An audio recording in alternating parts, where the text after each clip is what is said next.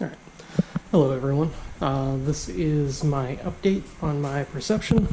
I've had it for several months now. I've done a few upgrades to it. You can see there on the wall I've got my trolling motor. I made a mount for it. I made a steering control system. I attempted to make a swivel seat, but the swivel seat wound up being too high and it made it tipsy, so I just wound up going with the regular seat and it works perfect. The first upgrade I needed to make, well, here, let me go on the other side. I should say the first upgrade I made was the,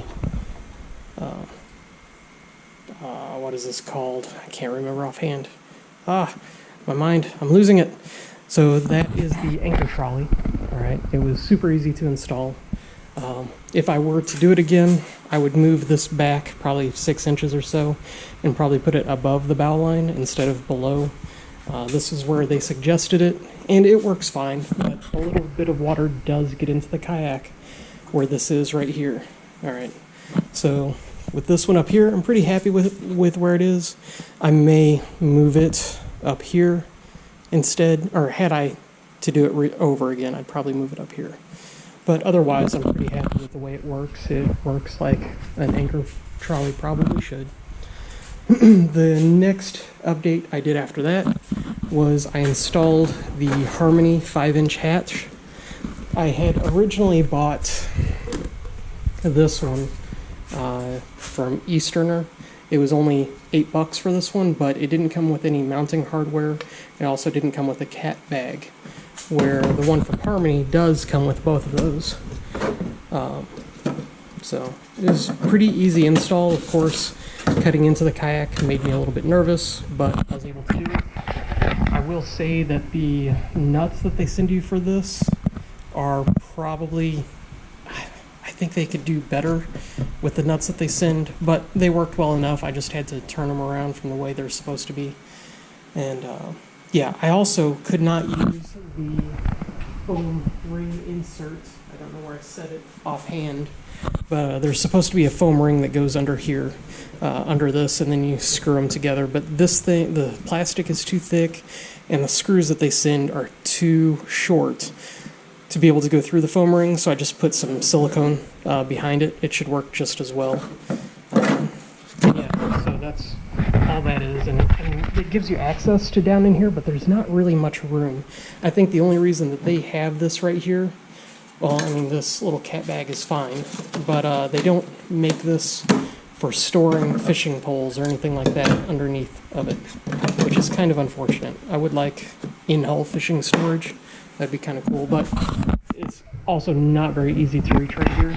They've got one up here as well. I may wind up installing another one up here. I don't know yet. I'd be worried about water getting into here because I have a lot of water splash over. But anyway, haven't done that one yet. I've only done this one back here. I've seen a lot of people make... So I want to move on to the mount for the trolling motor. All right. I've seen a lot of people cover this entire area with a piece of metal for their trolling motor mount, and they'll hinge it back here so it can flip up and all that stuff. I thought I'd try a different route. These are the Yak Attack 175 extra wide grooves. I'm really glad I went with the extra wide grooves. Let me show you why. All right, so these are the bolts that I bought to hold my trolling motor mount. All right, this is my trolling motor mount. It's just a 2x6 cut to fit in here, and then two 2x4s glued together, and then they're, of course, held together by these metal rods, and then glued to the base.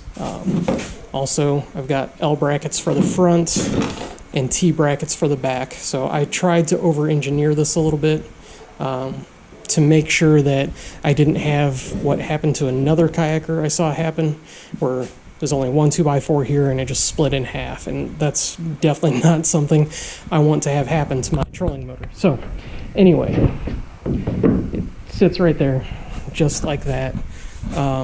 It's not too heavy, I don't think. It doesn't, I mean, it's probably 5 pounds. Doesn't add too much weight. I'm glad I got these extra wide tracks, because these bolts just slide down in there like that, and then whenever you screw them together, or screw them onto this, it just pulls them up, and it holds just fine. I've had it out on the water once with the trolling motor, and this setup worked great. Actually, I will go ahead and put it together for you. This is 6 of these Yak Attack T-bolts and my trolling motor mount.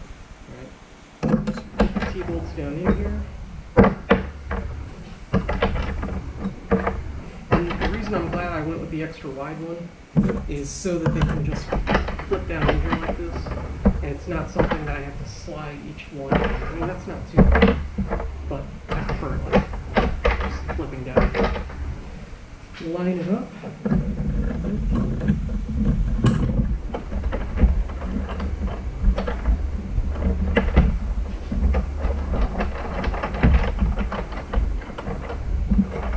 I mean, this is probably the hardest part of the whole thing, and that is not too hard at all, right?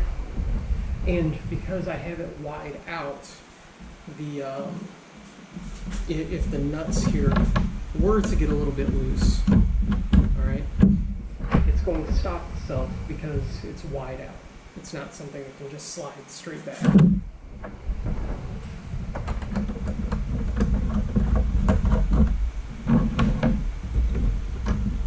I mean, it's super simple to put on. It takes a whole minute or two, and that's all it is. That really is all it is. And since I have this on here, let's go ahead and put the trolling motor on here for you as well.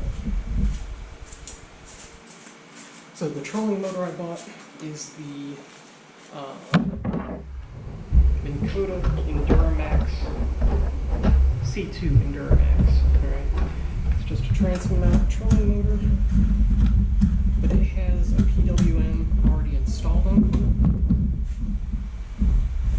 So it's super easy to put on. Again, like at the dock or at the boat ramp. This takes a couple of minutes. The mount I already have on whenever I get to the boat ramp. It takes me a couple of minutes to get my trolling motor and everything set up, but it's not too hard. So.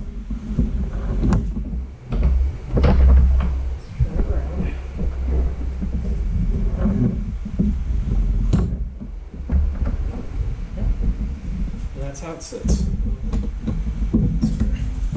Yeah, that's about as high as I have it. I think I'll lower it just a little bit. I raised it the other day because of the lake I was at.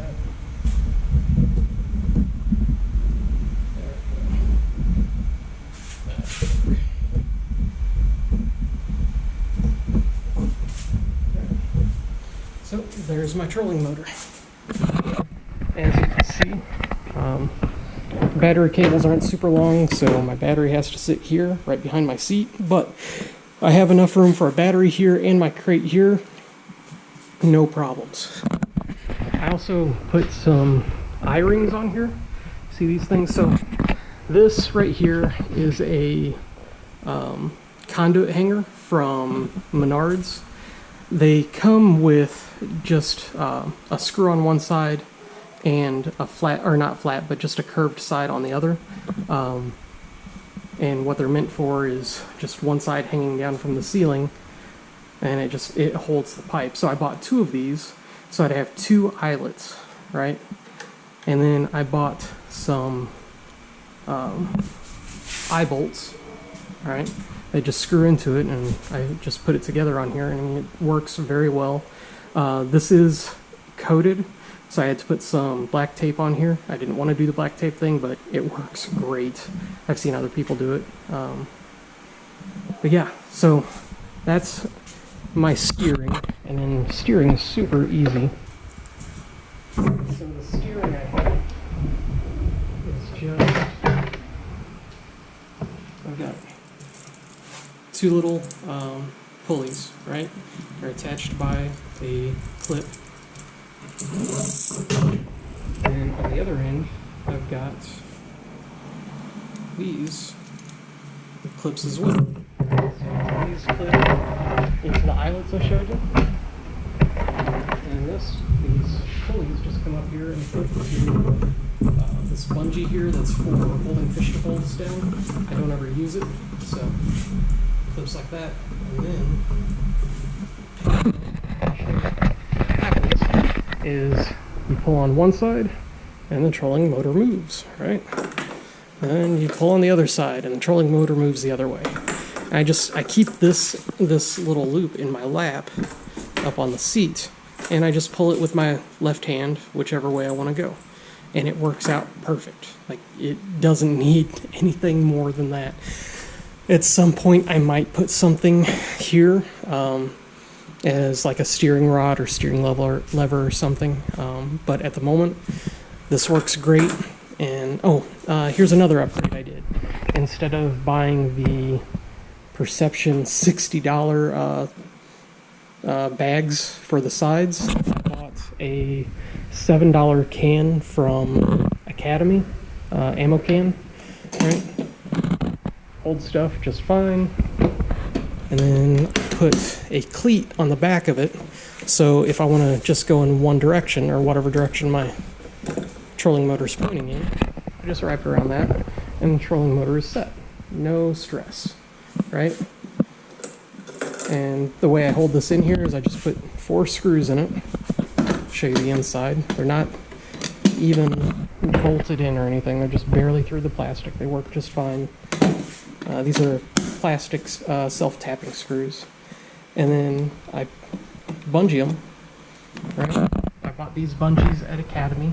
There's 20 of them in a package for, I think, $8. And I bent the hooks enough so that they could fit on this, and it holds it down just fine. So that's all I've done for it. Something else I got was the extension, the minnkota extension. It's over there. So I bought this minnkota extension. This is how I control the speed. It just goes on here. I mean, it goes on farther than that, but for the speed, if I want to adjust it, I'll just reach behind my head and twist it, and that's all I need for power adjustment. I'm really glad I went with the PWM already in here. It's got a warranty. Minnkota warrants all of that for, I think it's 3 years. I don't have to worry about any extra wiring. It's already done. What else? Next, I bought a fish finder. I'm going to mount it up here where it's supposed to go, or the transducer. There's actually a spot under there for the transducer. I plan on mounting that today, so that's why it's up on my horses, my sawhorses, and I just wanted to show what I've done. And you can make a super easy steering system for a trolling motor. This whole setup, everything, I mean, taking the trolling motor and the battery out of it, I've got maybe $35, I'd say, in the steering setup. I mean, it's super simple. I've got probably closer to $85, because these little rails here are $20 each, I think. I mean, they're kind of stupid expensive, but everything else wasn't too bad. I didn't actually have to fabricate anything except for this wood piece, and it works great. So yeah, that's my trolling motor setup. If you have any questions or comments, please feel free to leave them under the video, and I'll show you what the transducer looks like, or the fish finder setup looks like once it's done. Alright, thanks for watching.